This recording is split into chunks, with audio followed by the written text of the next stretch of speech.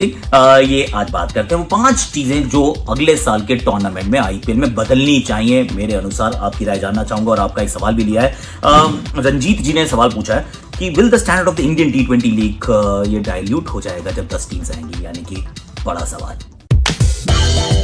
Bowling की मस्ती, batting का कमाल, क्रिकेट की बातों से मच जाएंगे धमाल। Previews, reviews, in depth analysis मिलेगा आपको on cricket Chaupal. My 11 circle presents cricket Chaupal में आप सभी का स्वागत है। और थोड़ा आगे की तरफ देखना शुरू कर दिया हमने, क्योंकि पिछले 10 साल ने हमें बहुत कुछ, 10 नहीं अच्छी 14 साल ने बहुत कुछ सिखाया। बीच में वो 2 एक्स्ट्रा टीम्स आई थी, फिर चली गई, फिर नई टीम्स एंड पुरानी teams and all of that. पर in a few days we'll have 2 new teams और अब ये 8 से 10 टीम का टूर्नामेंट हो जाएगा। ये 10 टीम का टूर्नामेंट होगा जिसके अंदर बहुत रोमांच आएगा, पर रोमांच इज नॉट ऑलवेज गारंटीड। वो कौन सी 2 टीम्स होंगी, दैट इज द क्वेश्चन। पता चल जाएगा, जल्दी पता चलेगा, डोंट वरी अबाउट दैट।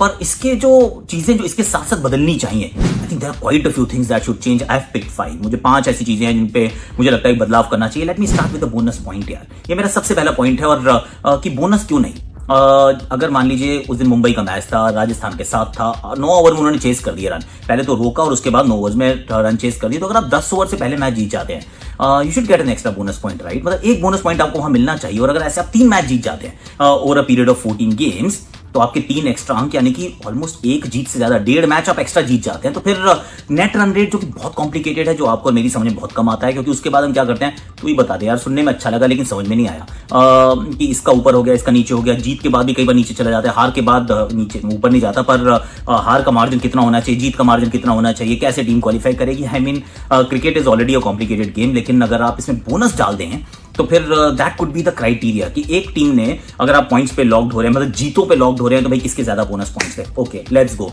पहला is bonus point, second is net run rate. कुछ तो करना पड़ेगा, कंफ्यूज रहेंगे, पर why not bonus point? What do you guys think? क्या बड़ी जीत, यानी कि 10 ओवर या 10 या 12 या 13, कोई भी नंबर हो, 14 ओवर से पहले अगर आपने मैच जीत लिया तो एक एक्स्ट्रा बोनस पॉइंट मिलता है। 50 रन के मार्जिन से अगर आपने मैच जीत लिया, 50 या ज्यादा, तो आपको बोनस पॉइंट मिल सकता है। यानी कि पहले बैटिंग करने पे भी बोनस मिल सकता है, सेकंड बैटिंग करने पे भी बोनस मिल सकता है। That's my point number 1।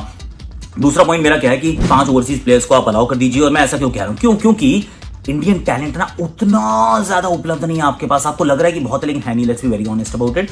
और मतलब चादर से ज्यादा पैर भी नहीं फैलाने चाहिए, और कोई भी चीज को ज्यादा स्प्रेड नहीं करना चाहिए। I just give you an example. अगर वही मतलब आपके पास मक्खन या जैम हो इतना हो, और उसको आपको सिर्फ डबल रोटी पे लगाना हो, छोटी होती है डबल रोटी, एकदम सही रहता है, बड़ा मजा आता है। अब वही मैं उतना ही आपको जैम या मक्खन दूं और कहूं चलो रुमाली रोटी पे फैलाओ। अब रुमाली रोटी पे फैलाओगे तो बहुत थिन हो जाएगा ना, उतना मजा नहीं आएगा। And that is exactly what is going to happen. अगर आपने वही 7 इंडियंस चाहे तो 70 इंडियन क्वालिटी खिलाड़ी नहीं मिलेंगे आपको। स्टैंडर्ड नीचे जाने की गारंटी है। तो मैं तो कह रहा हूँ 5 ओवरसीज खिलाड़ियों को अलाउ कर दीजिए। वेस्ट इंडीज, मतलब अगर स्टोक्स बटलर अवेलेबल होते तो नहीं खेलते ना एवन लुइस, कहाँ मौका मिलने वाला था। और ऐसे बहुत है, नासिब एंड डूसन, उनको मौका नहीं मिलता। इमरान ताहिर बाहर बैठे हुए थे। There are plenty of players who can actually come in. Australia के काफी खिलाड़ी हैं, इंग्लैंड के खिलाड़ी हैं, न्यूजीलैंड के खिलाड़ी हैं। I mean they don't get an opportunity. PAT Cummins होते, लॉकी फर्ग्यूसन भी भारी बैठे होते। तो मैं कह रहा हूँ कि just for the next 2-3 years 5 खिलाड़ियों को अलाउ कर दीजिए। इन द मीन टाइम आपके इंडियन खिलाड़ी अगर बहुत अच्छे हो जाते हैं, then you can go ahead and change that rule. पर for the time being I think 5 overseas खिलाड़ियों को अलाउ करना चाहिए। मेरा दूसरा पॉइंट है। तीसरा, मैं कहूंगा यार इंजरीज की ना थोड़ी अपडेट देनी शुरू कर दो यार, हाथ जोड़ के आपसे विनती है। क्योंकि वैसे आप कहते हो हमारे फैंस हमारी दिल की धड़कन है, और ये है और वो है, और हमारे सबसे बड़े एसेट्स है, पर बताते आप उनको कुछ नहीं हो। वो अपना ना मतलब सारी खुजाते रहते हैं। वो क्रिक इन्फो सब वेबसाइट पर जाकर ढूंढ रहे होते हैं, किसी का इंस्टाग्राम हैंडल देख रहे होते हैं। क्यों? क्योंकि खबरें वहां से आती हैं, टीम नहीं बताती कुछ भी कि कौन कब अवेलेबल है, नहीं है। I mean what is this यार? रसल हो जाएंगे अवेलेबल, नहीं है। स्टोइनिस हो जाएंगे अवेलेबल, पर नहीं है। अरे हसरंगा चमीदा जा चुके हैं, अरे अच्छा वो टीम में नहीं है अभी। फिर जब आपको पता चलता है टीम में नहीं है, क्योंकि आपने उसकी इंस्टाग्राम पोस्ट पढ़ ली, तो फिर फ्रेंचाइज भी एक स्टेटमेंट रिलीज कर देता है कि नहीं है, ऐसा नहीं है, इट्स ओके, वो हमने जाने दिया है। और शाकिब अभी हैं, नहीं होंगे, कब चले जाएंगे, क्या होगा? आई मीन कुछ पता ही नहीं है। बाकी लीग्स नहीं करती ऐसा यार। वर्ल्ड पे थोड़ा सा नजर घुमाकर देखो, आप पाएंगे कि एब्सोल्यूट इन्फॉर्मेशन का एक्सचेंज होना बहुत जरूरी है। वो बता देते हैं पहले कि ये प्लेयर्स हैं, ये नहीं होने वाले, इनकी ये इंजरी, इनकी हैमस्ट्रिंग में प्रॉब्लम है, इनके पेट में दर्द है, इनको बुखार हुआ है, इनका सर दर्द हो रहा है, व्हाटएवर, और ये अगले मैच में नहीं, उससे अगले मैच में अवेलेबल होंगे। Why are we not doing this? और जो ये मुझे ज्ञान दे रहे हैं ना कि अरे अपनी स्ट्रैटेजी दूसरे को मत बताओ, तो आपको क्या लगता है actually, to be very honest, कि जो टीम है जो खेलने जा रही है, वो 11 खिलाड़ियों को चुनती है ये सोचकर कि अपनी बेस्ट टीम क्या है। ये नहीं सोचती कि चलो अब सामने वो रसल आएगा तो चलो अपना मैं रबाडा को, रसल खेल रहा होगा तो रबाडा खिलाऊंगा, रसल नहीं खेल रहा होगा तो मैं रबाडा को ड्रॉप कर दूंगा। ऐसा नहीं सोचते आप। रबाडा को खिलाना है तो खिलाना है every single time. That is how you think. तुम्हें लगता है धोनी ये सोचता होगा सामने वाली टीम में कौन खेल रहा है कौन नहीं खेल रहा है, उस हिसाब से अपनी टीम खिलाऊंगा? नेवर यार, honestly please get rid of this. थोड़ा फुटबॉल एक्सेट्रा से सीखिए और इन्फॉर्मेशन का आदान प्रदान थोड़ा ज्यादा कीजिए प्लीज, आई रिक्वेस्ट यू, क्योंकि अपना फैंस करा short changing the fans, that's point number 3। BCCI को मैंडेटरी कर देना चाहिए, बताना चाहिए इनको सारी फ्रेंचाइज को, ये काम आपको करना पड़ेगा, क्योंकि हम जो है हम गेम के कस्टोडियन हैं और हम चाहते हैं कि हमारे जो फैंस हैं उनको पूरी खबर दी जाए। दो प्लीज।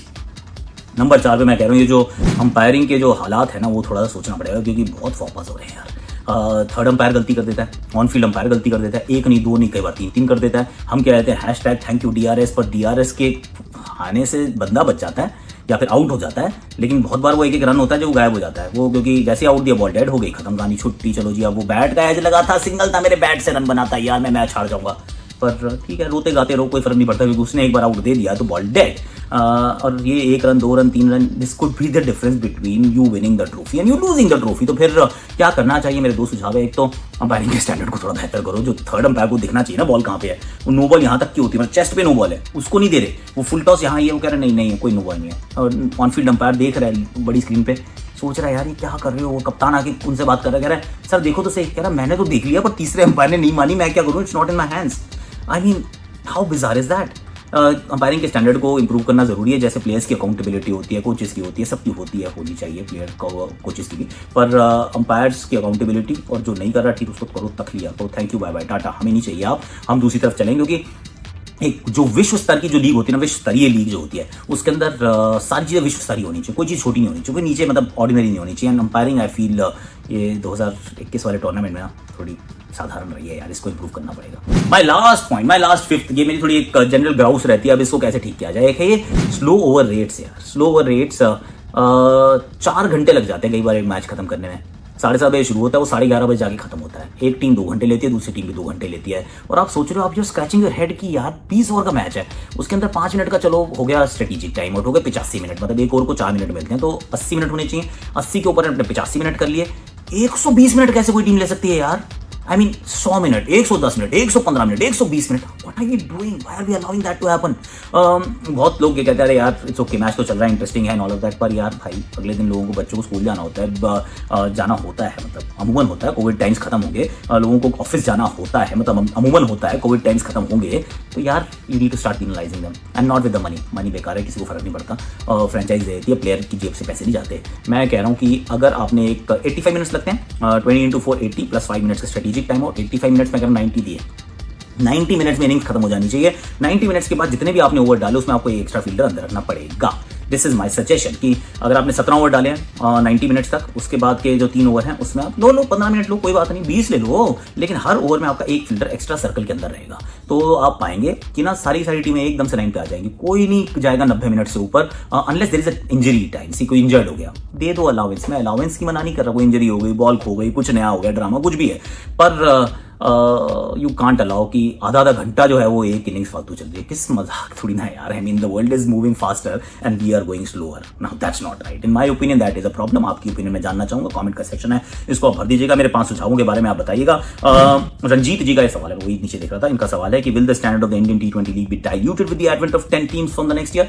यस माय फ्रेंड, अगर आप उसमें सिर्फ वही 7 और 4 का कॉम्बिनेशन रखेंगे तो डाइल्यूट हो जाएगा। मैं इस सवाल का जवाब एक्चुअली पहले ही दे चुका हूं कि फिर चीजें जो हैं वो बदल जाएंगी, तो प्लीज फोकस कि स्टैंडर्ड को कैसे मेंटेन करना है। You could be the first league in the world जो 4 से ज्यादा ओवरसीज प्लेयर को अलाउ करती है, बट टेक दैट पॉइंट, क्योंकि इंडियन प्रीमियर लीग ना ये इतनी अच्छी टूर्नामेंट इसलिए क्योंकि इसका जो स्तर है वो वर्ल्ड की सबसे बेहतरीन T20 लीग का स्तर है, तो फिर just maintain that sanctity, that importance.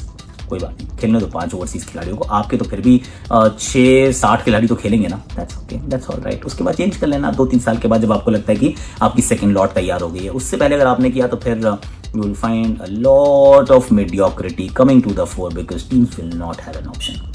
Yes, आपको अगर मैं आप लाइक करना, शेयर करना, सब्सक्राइब करना, कमेंट करना, नोटिफिकेशन